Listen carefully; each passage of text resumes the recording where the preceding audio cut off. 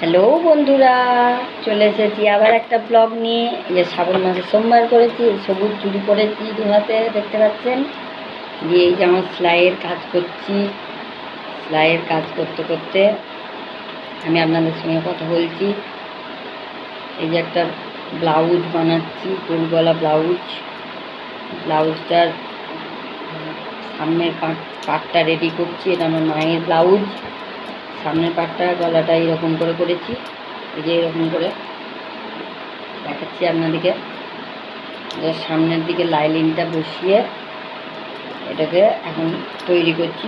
পুরো ব্লাউজটা বানানোর পর দেখিয়ে দেবো। যদি আপনারা জানতে চান যে কীভাবে কাটি, সেটাও দেখিয়ে দেবো।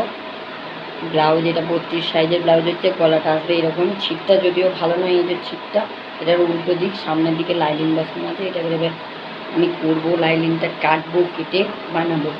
Bye bye.